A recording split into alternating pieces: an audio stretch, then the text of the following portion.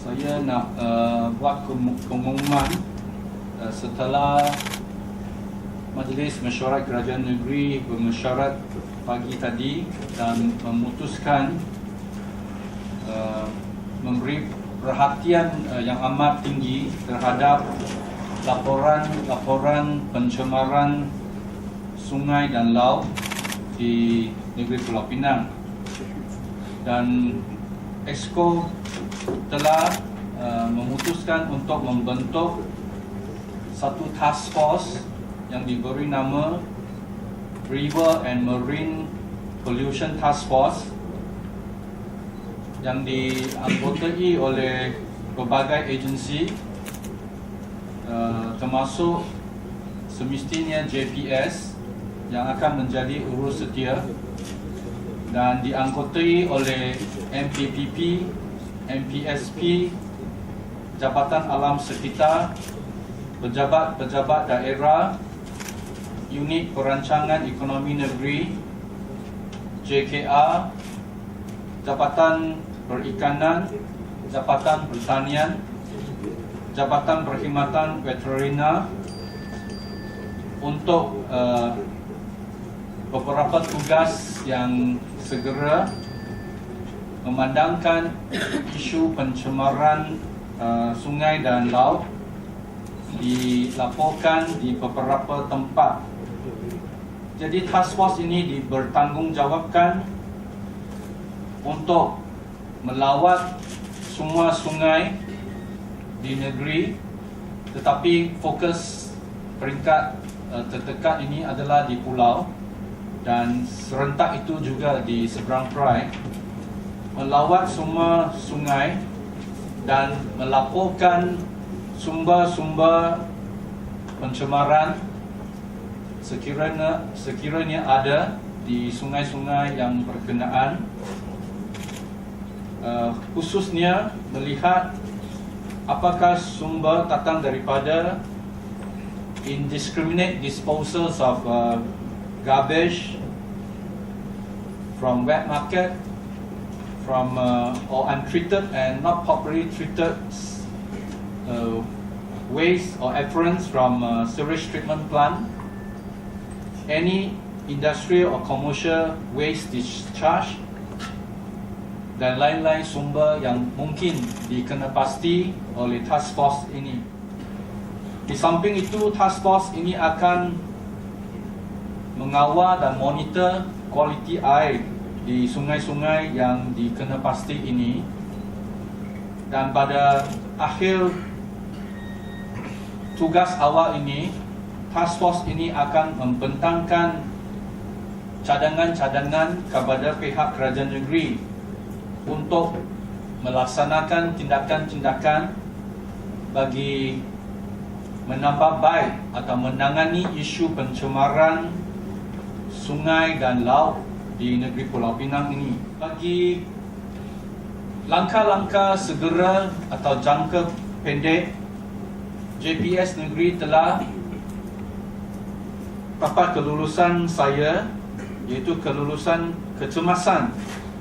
Peruntukan diberikan untuk menjalankan kerja-kerja pengorekan di siuting, di sungai dan muara Batu Feringgi, muara Sungai Kecil dan muara Sungai Klian yang melibatkan kerja-kerja pengorekan muara dan sungai yang berkenaan akan diperluaskan kepada kawasan Masjid Terapung sekiranya jurutera menganggap ia perlu. Jurutera daerah telah membuat lawatan dan sekiranya perlu, kerja-kerja ini juga akan, selain dari 3 patang sungai yang tadi saya umumkan, supaya dalam musim kemarau ini dan oleh kerana kejadian semula jadi, didapati muara sungai-sungai di pantai timur ini menghadapi masalah muara disekat oleh pasir dan adanya berlakunya Hakisan saya rasa rakan-rakan media pun dapat mengamat di Sungai Batu Feringgi di depan Hotel Bayview juga berlakunya hakisan akibat daripada semula jadilah, dan ini pun sedang diperbaiki oleh JPS melalui peruntukan kecemasan yang perlu dilakukan. Sebenarnya sebelum laporan tentang pencemaran ini, dalam bulan Januari sebenarnya pihak kerajaan negeri telah meluruskan dan melantik sebuah syarikat untuk treatment of Sungai Pinang to improve water quality using the IQPR technology. Kalau rakan-rakan media dapat ingat bahawa memang JPS telah pun melantik syarikat ini menjalankan secara pilot penambahbaik atau menangani isu-isu pencemaran dan meningkatkan kualiti air di Sungai Pinang. Mengapa Sungai Pinang dipilih? Sungai Pinang dipilih sebab ianya dipilih di bawah program Satu Negeri Satu Sungai oleh Kementerian dan JPS Persekutuan, di mana sepatang sungai di setiap negeri dipilih di bawah program River of Life supaya isu-isu kualiti air dapat diperbaiki. Dan memang sistem IQPR ini setelah dijalankan secara pilot di negeri Pulau Pinang selama dalam 1 tahun, menunjukkan penambahbaikan dari kelas 4 sehingga mantan Perdana Menteri menggelarkan Sungai Pinang sebagai, apabila katak masuk katak pun mati, sungai yang begitu tercemar. Tetapi setelah dilaksanakan IQPR untuk merawat Sungai Pinang dari kelas 4, kita sudah meningkat ke kelas 3 dan ada kalanya kepada kelas 2. Untuk makluman media, kelas 2 adalah kelas yang tertinggi yang mungkin tercapai lah. Bukan kelas 1, kita memang ada kelas 1, tetapi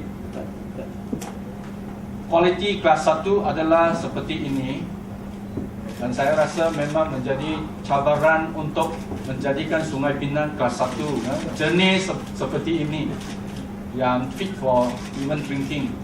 Jadi kelas 2 saya rasa adalah di forest mungkin adalah kelas 2 adalah terbaik mungkin yang boleh capai dalam sungai perbandaran yang melalui pelbagai sumber pencemaran. Jadi oleh kerana walaupun ini program persekutuan yang sudah tamat pilot dia, tetapi kerajaan negeri memandang serius dan buat keputusan menggunakan peruntukan negeri untuk melanjutkan lagi program penggunaan IQPR di Sungai Pinang yang akan berjalan selama 3 tahun, yang menelan perbelanjaan 5.8 juta ringgit, di mana Sungai Pinang dan juga anak-anak sungai yang mengalir ke Sungai Pinang akan digunakan teknologi IQPR untuk menambah baik kualiti air. Memangnya kita berhasrat penggunaan IQPR boleh digunakan di seluruh negeri Pulau Pinang, tetapi ini akan melibatkan satu perbelanjaan yang amat besar, yang mencecah kalau tidak 50, kalau tidak 100 juta, mungkin 50 juta. Tertakluklah kepada beberapa patang sungai yang dipilih. Jadi kita pun berharap teknologi ini pun terbukti dan puas hati oleh JPS Pusat dan Kementerian. Kita pun berharap peruntukan dapat disalurkan untuk memperluaskan penggunaan teknologi ini kepada lebih banyak patang sungai di negeri Pulau Pinang. Pinang kita akan memantau dengan rapi keberkesanannya. Memang terbukti dalam pilot sudah mencapai kelas kedua, tetapi oleh kerana sudah tamatnya program ini, keadaan sekarang kembali kepada kelas 3, tetapi sememangnya sudah melepasi kelas 4 pada masa-masa lampau. At this moment, even with the termination of the program, Sungai Pinang has been able to sustain class 3. The objective of this new contract is to enable Sungai Pinang to achieve class 2. And of course, if there are more allocations from the state or from federal especially, we would like to extend this program to other rivers in the state of Penang. So that but setelah apa yang saya kata, kita masih memerlukan tindakan yang keras untuk menangani pencemaran dari sumber. Tak gunanya kalau kita ada teknologi IQPR untuk menambah baik kualiti air, tetapi di masa yang sama sumber-sumber pencemaran tidak dapat disekat ataupun dihentikan.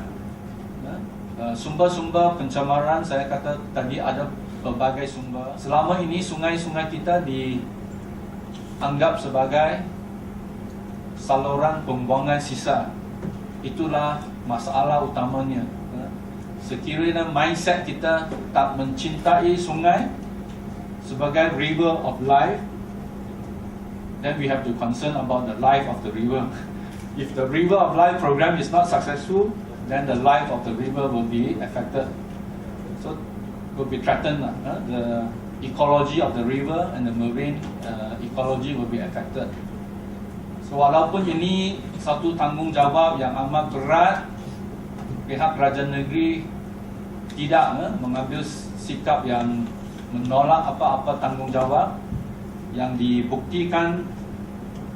Dalam bulan Disember kita pun sudah menawarkan kontrak ini, dan dijangka setelah letter of intent sudah pun diterima oleh syarikat, sekarang dalam peringkat mengutamakan perjanjian, dan kita jangka akan dapat menjemput Ketua Menteri melancar akhir bulan Februari ataupun awal bulan Mac di Sungai Pinang. Dan ini adalah beberapa tindakan jangka pendek dan jangka sederhana yang diambil dan diputuskan oleh Exco tadi untuk menunjukkan kita serius dalam menangani isu-isu pencemaran, khususnya pencemaran sungai dan laut di negeri Pulau Pinang. Sekian, terima kasih.